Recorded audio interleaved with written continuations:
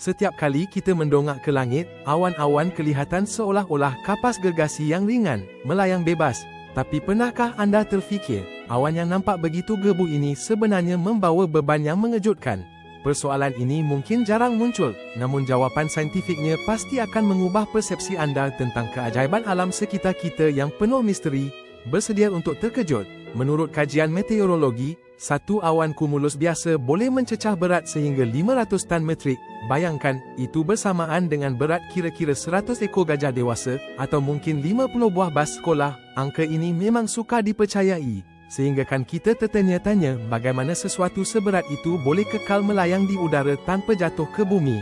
Jadi, apa rahsianya? Kenapa awan yang seberat ini tidak jatuh? Jawapannya terletak pada konsep ketumpatan. Walaupun awan mengandungi berjuta-juta titisan air, ia tersebar di dalam isi padu udara yang sangat besar.